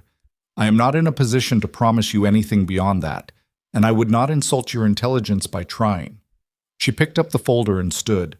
"But if you run again, if you are not in that chamber when I call for you, then this folder becomes the entirety of your story and you have no voice in how it is read." He looked at her for a moment. Then he said very quietly, "I underestimated you. I knew you were capable. I did not—" He stopped. "I built the entire architecture of this around the assumption that the king's position was the one worth targeting, that you were the secondary structure." He looked at his hands. "I understand now that I had it backwards." She did not respond to that. She turned to Marin. "Bring him back. Separate from my party. I want him in the East holding room before the recess ends." Marin moved. Serafina walked back out into the morning light and stood for a moment beside her horse, with the folder in her hand and the cold air coming off the river and the sound of the water moving under the Greyford Bridge steady and indifferent to everything that had happened in the last 18 hours. 3 lords she had not identified. In that folder, in Brevith's own hand, references to financial arrangements with 3 council members. She had seen 2 names written in full. The third was abbreviated, an initial and a house reference that pointed toward the northern ward. Aldwyn. She stood very still. She thought about Aldwyn at the council table this morning. His careful questions, his measured voice, the specific quality of his attention when she had spoken. She had assessed him as neutral. She had counted him among the solid center. She had built her positioning for the recess partly on that assessment, if Aldwyn was not neutral. She mounted her horse. She looked down the road toward the Capitol, the walls visible in the distance, the gates she had sealed last night still holding, the city inside them not yet knowing how close the morning had come to going another way. She had 2 hours. Less now. The ride back was 40 minutes. That left her 70 minutes to re-enter that chamber with what she had, and position it in a way that did not let the revelation about Aldwyn destroy the ground she had spent all night and all morning building. Because if Aldwyn was named in that folder and she revealed the folder without preparation, the 3 lords connected to Brevith would have time to align before she could separate them. And a council with 5 aligned members moving in the same direction was a different situation than a council with 1. She needed to know which of the 2 names in the folder were the readable ones and which was the initial. And she needed to know it before she walked back into that room. She looked at Marin, who was already mounted, already watching her with the face of a woman waiting for instruction. "Ride ahead," Serafina said. "Get me Calla. Tell her I need the household record cross-referenced against the Northern Ward Lords in the last 14 months. Any payment, any visit, any formal dinner Aldwyn attended where Brevith was also present." She paused. "Tell her I need it in 40 minutes. Marin went. Serafina rode after her at the same fast pace, and the road unrolled beneath her and the Capitol grew in front of her, and she turned the folder over in her mind the way she turned everything over, without sentiment, without the permission to be afraid of what she was looking at.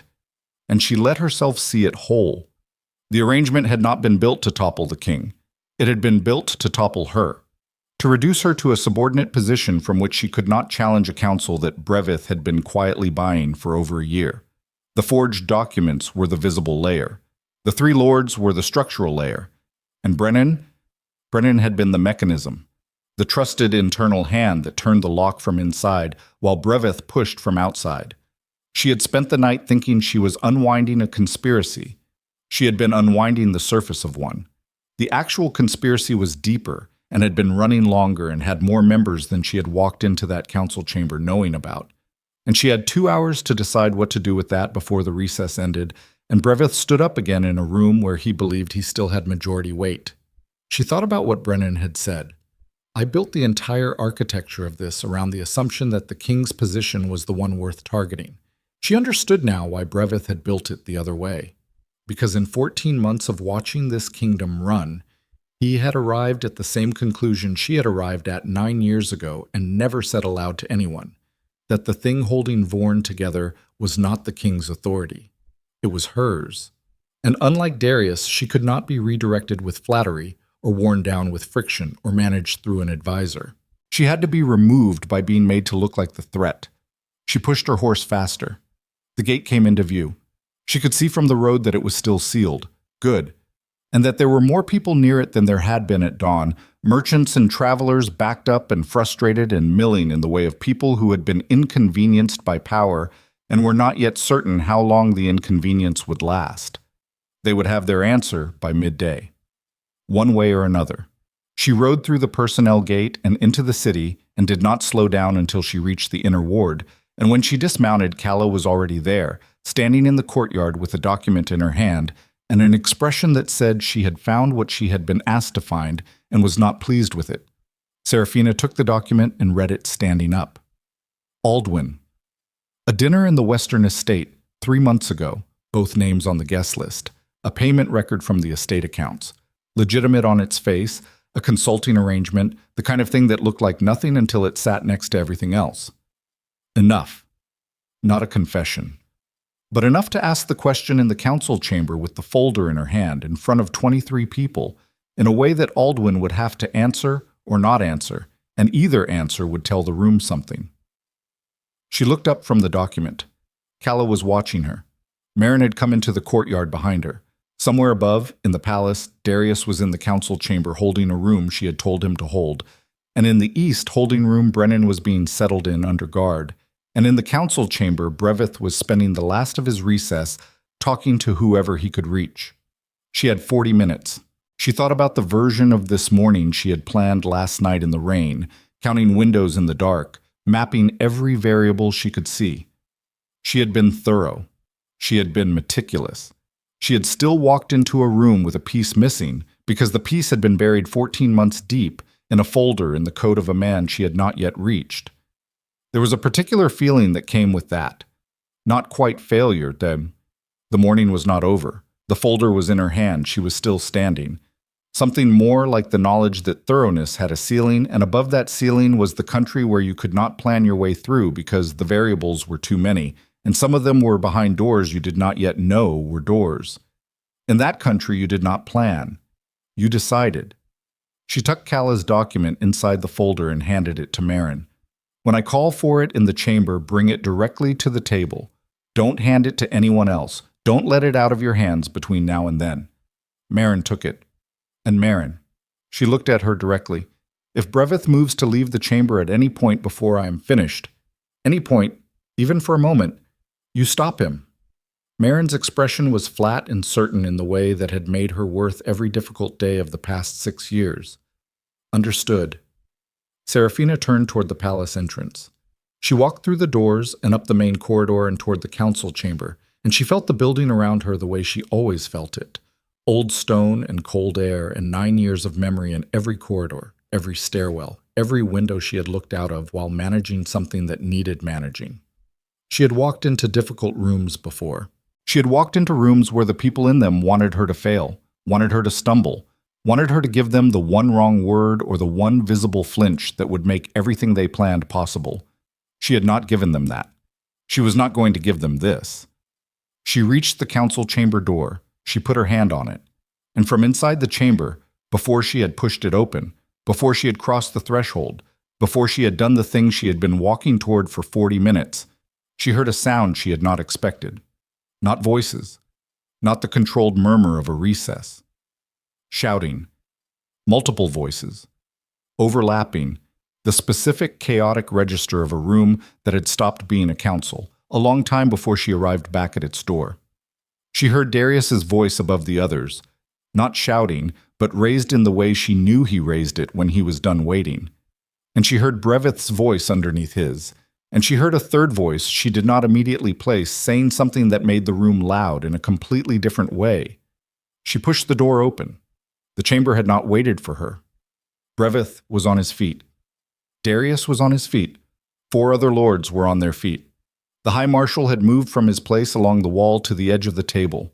Aldwin, she saw him in the moment before anyone saw her, was seated and very still, the stillness of a man who had made a decision and was sitting inside it. In Brevith's hand was a second document, not the forgery, something else, something smaller, folded once, and he was holding it toward the center of the table with the specific posture of a man who had just played the last thing in his hand and was watching to see what the table did. Every face in the room turned to the door when she entered, including Breveth's. And in Breveth's face, in the fraction of a second before he managed it, she saw the one thing she had not expected to see there. Fear. The room had already broken before she walked back into it. She could see it in the configuration of bodies, who was standing, who had moved away from whom, the specific geometry of a space where alliances had just been rearranged in her absence. Breveth was on his feet at the midpoint of the curved table with the second document in his raised hand and 3 lords standing loose near him, not quite beside him, the careful distance of men who had not yet decided which direction this was going to fall. Darius was at the head of the table, which was not where she had left him, and the fact that he had moved there while she was gone told her something about how the last 20 minutes had gone. The High Marshal stood at the table's edge with the specific posture of a man doing the job of not choosing sides by the sheer force of professional neutrality, and Aldwin, in his chair, hands flat and still, looking at nothing. She walked to the head of the table. Darius stepped back without being asked, not retreat, adjustment, a man who understood what her arriving in that position at this moment meant. She stood and looked at the room, and the room looked back.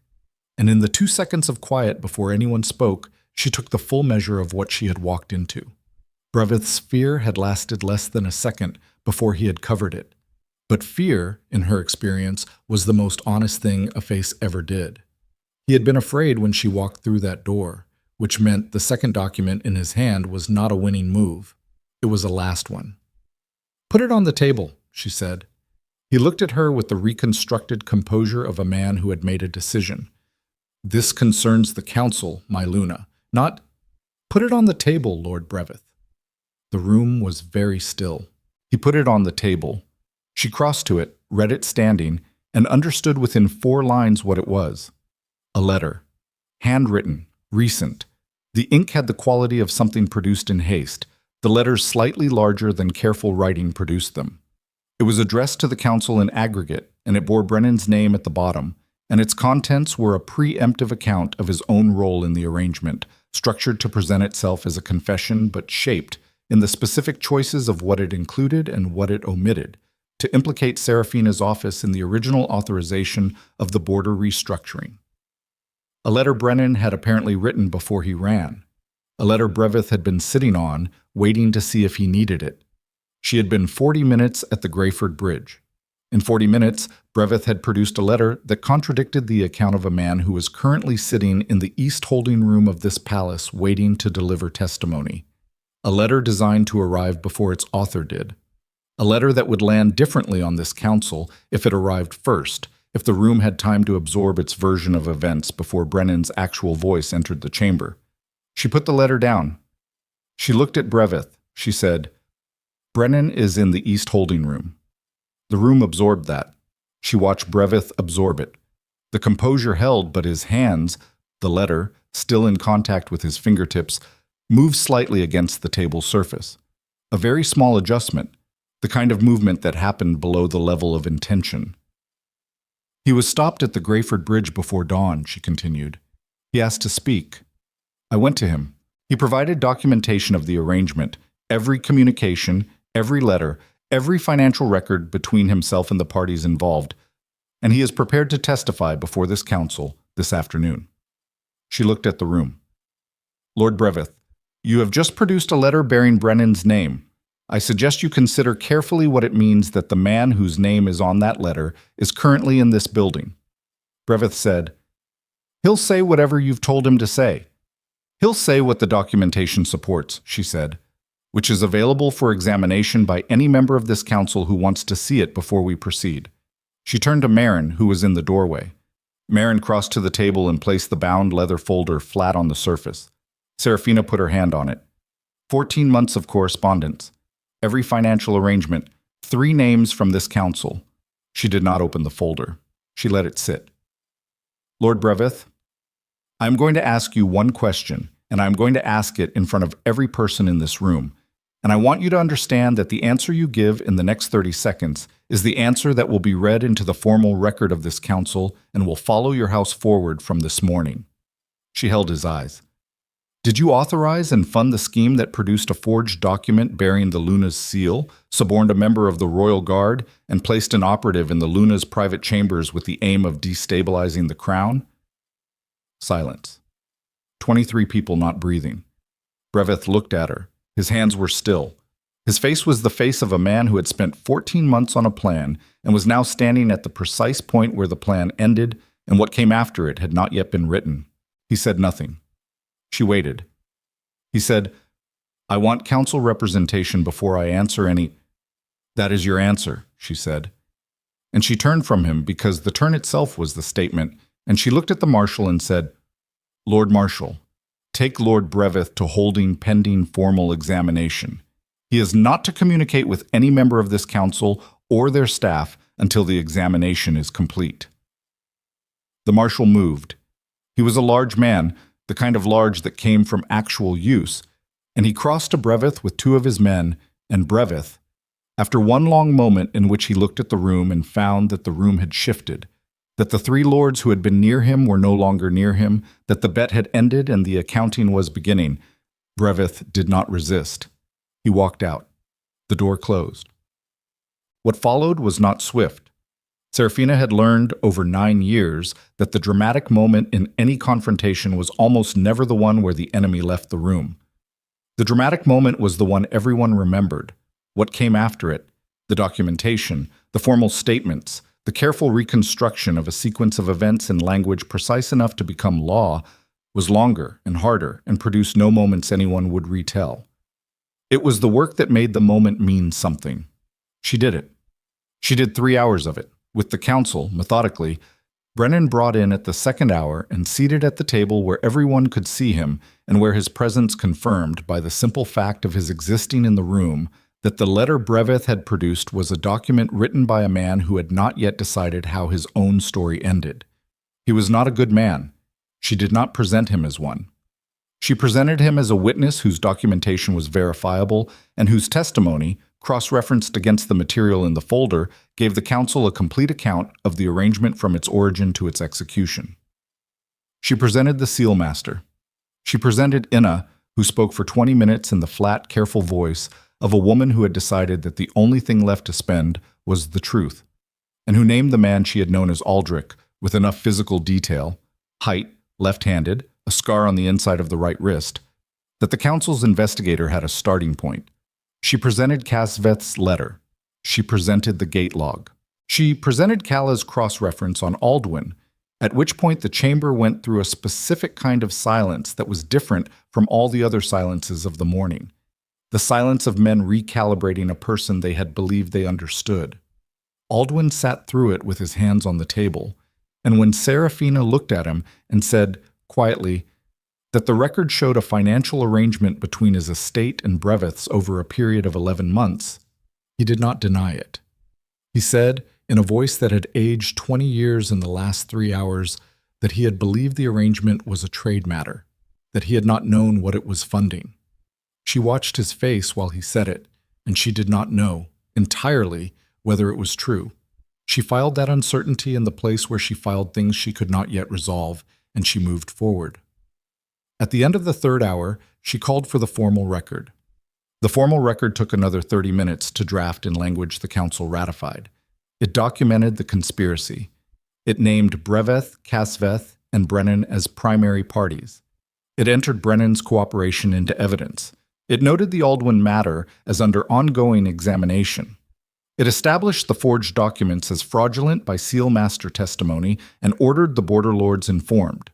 It called for the exile of Breveth and Casveth upon completion of formal examination, and it stripped Brennan of his title and advisory position, recommending a period of internal custody contingent on the completeness of his continued cooperation. She read it twice before she signed it. Darius signed it after her. When the council filed out, the chamber was empty in the specific way that rooms were empty after long, difficult use. Not peaceful, just depleted, the air carrying the residue of everything that had been said in it. She stood at the head of the table and felt the depletion herself. a bone-deep tiredness that was different from the tiredness of a sleepless night. This was the tiredness of sustained precision, of holding a structure in place by the force of attention alone for hours longer than it wanted to hold. She stood in it and let it be what it was. Darius was the last one out of the room besides her, and he stopped at the door the way he had stopped in the corridor that morning, not quite leaving, not quite staying. She heard him and did not turn immediately. "Serafina." She turned. He was standing in the doorway with his hand on the frame, and the light from the corridor behind him was different now. Afternoon light, warmer, the kind that came in from the western windows after midday. She had lost track of the hours. She did the calculation, nearly 16 hours since she had walked into her own chambers and found what she had found. 16 hours that had changed the shape of everything and resolved nothing between the two of them, and left them standing here, in this depleted room, with the public work done and the private work still exactly where they had left it. She looked at him. He said, "I should have told you everything. Before Thornwall. After Brennan came to me. There were a dozen moments where I could have brought it to you and didn't, and I told myself different reasons at different times, and none of them were the real one." She waited. "The real one," he said, "is that I have spent 9 years watching you be right more often than me, and I have spent 9 years being grateful for it and resenting it in almost equal measure, and somewhere in that resentment I made space for a man who told me I could protect something on my own." He looked at the floor. "Brennan didn't create that space. He found it. I made it." She looked at him for a long moment. She thought about what it cost a man like Darius Thorne to say that. Not the words. The words were just words, but the understanding underneath them. The understanding that the thing Brennan had exploited was not naivety or poor judgment, but something older and more specifically his, a wound he had been managing privately for years without naming it to her or to himself. She had not known about that wound. She should have.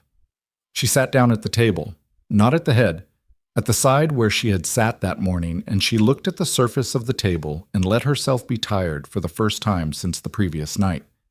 "Sit down," she said. He came in. He sat across from her.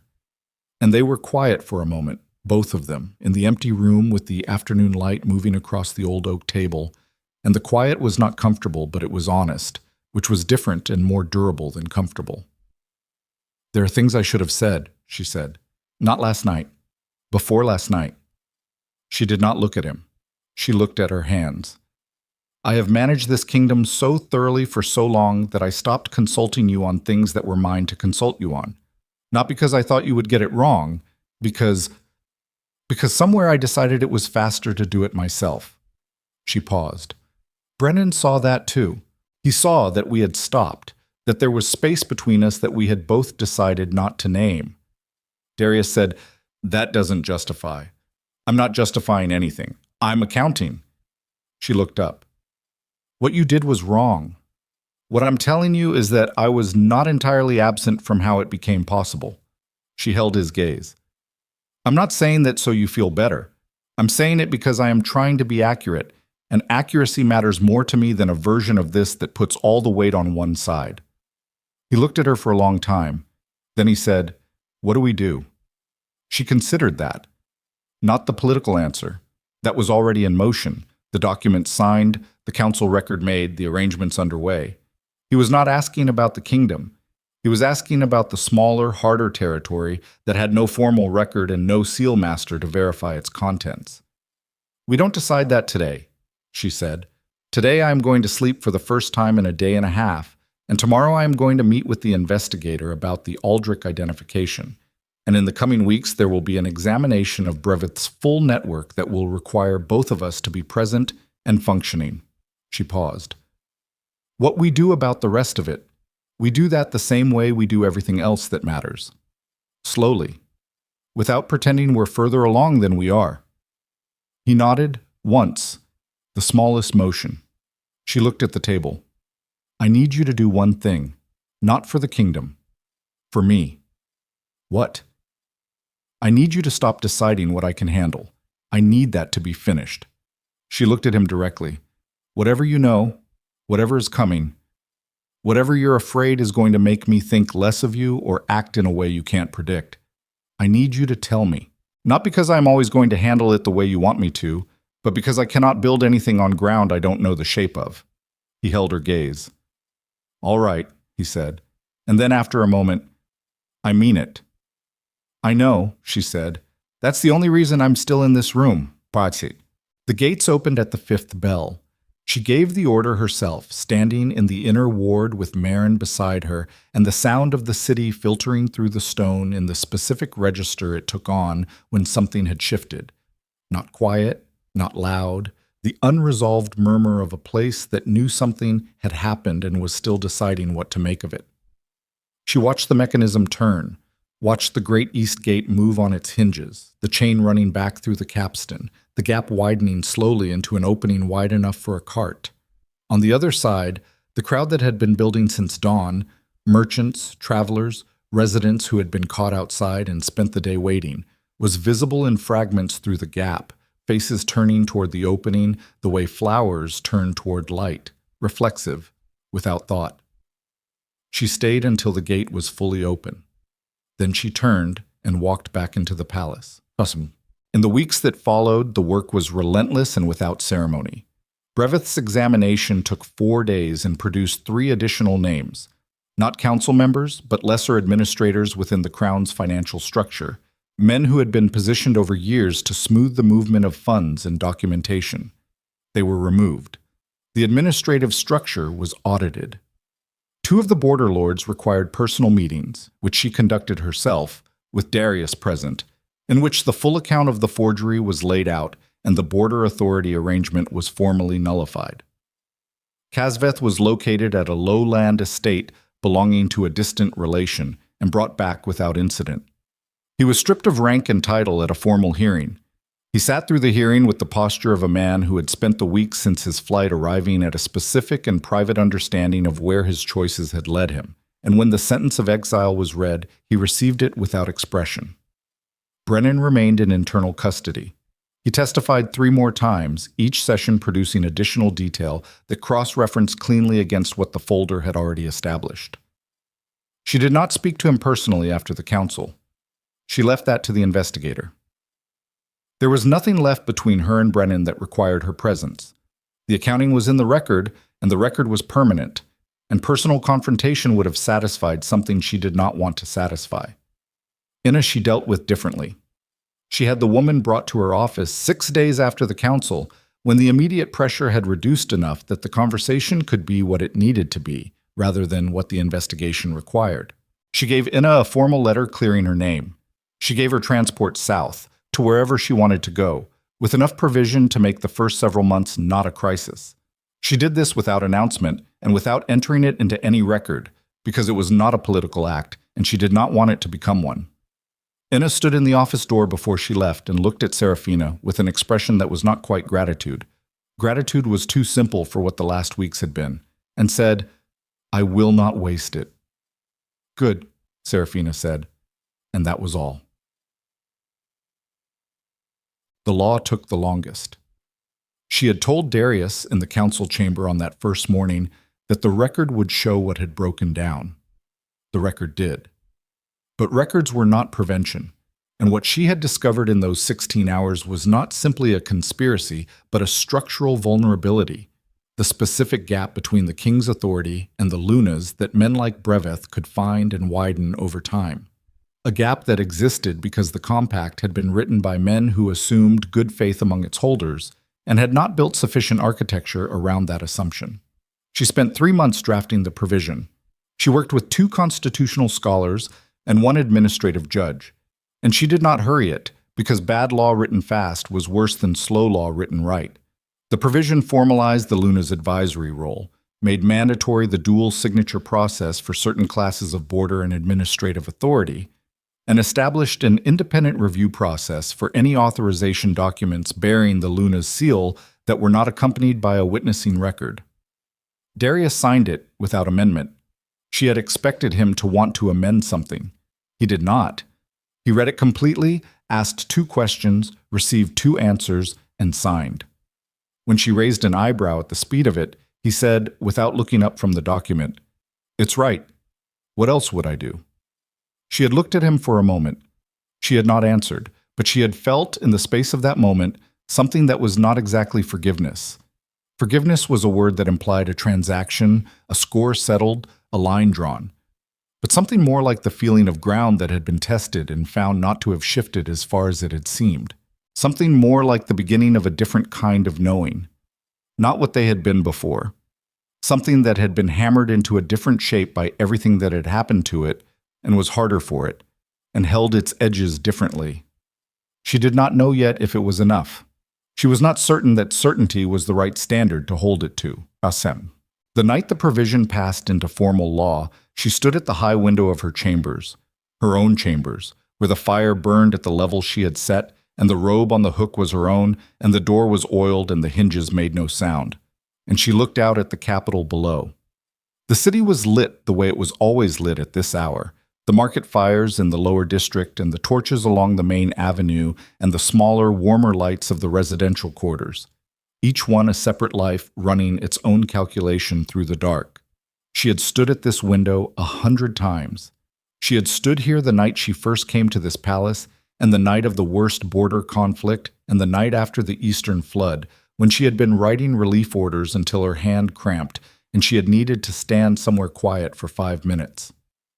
She stood here now, and looked at the city she had helped hold together, and felt the specific weight of it. Not as pride, she had always been suspicious of pride, but as something more like responsibility clarified. She understood what she was responsible for more clearly than she had understood it 16 hours into a sleepless night with a forged document in her hand and a council chamber coming apart at the seams. She understood it the way you understood things after the crisis had passed, and you could see the full shape of what the crisis had shown you. She was responsible for the ground, not the glory of the kingdom, not the narrative of its strength, but the actual, physical, institutional ground on which the people below her built their lives. The market fires, the relief orders, the contracts that held, the administrative processes that did not have gaps in them wide enough for a brevet to walk through over 14 months without being seen. That was the work. Not the dramatic confrontations in council chambers. Those were what the work looked like when it had failed and needed to be recovered. The real thing was quieter and longer and less memorable, and she had always known that and had chosen it anyway, every day, for 9 years. She would choose it again. She heard the door. Not her chamber door, the outer door of the sitting room, the one Darius had used occasionally in the early years when they were still in the habit of not announcing arrivals. She heard it open and heard his footstep in the outer room, and then she heard him stop, which meant he could see her silhouette against the window and was waiting to see if she turned. She turned.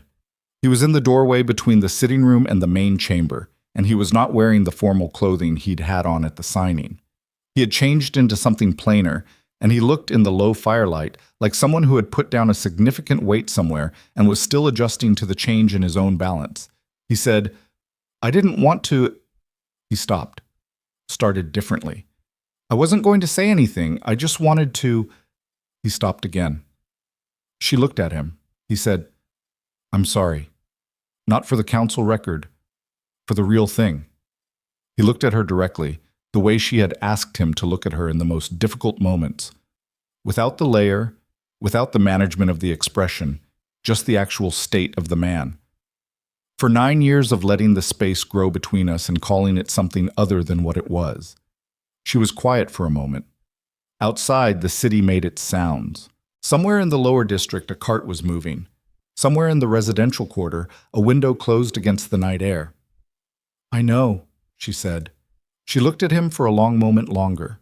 Then she looked back at the window, at the city below, at the lights of the place they had built and broken and were in the slow process of learning to hold differently.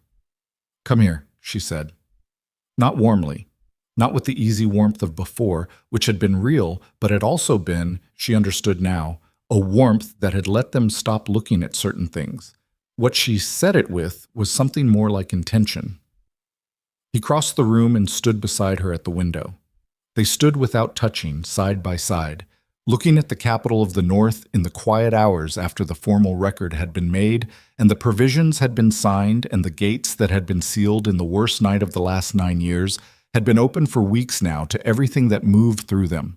The gates that had opened as proof that she was still standing, that the ground was still there, that the thing Brevith and Brennan and 14 months of careful planning had tried to take from her was not a title or a position or a seal on a document, but the simple, unglamorous fact of her own judgment, which she had tested in the worst possible conditions and found, at the end of it, that it had held. The city burned its lights below them. She breathed. The work would begin again in the morning, as it always did, with no ceremony and no memory of having been difficult, and she would be there for it. Not because she had survived the worst of it, but because survival had never been the point. The point was the ground. It was always the ground. She looked at it, below her, lit and breathing and continuing, and she let that be enough.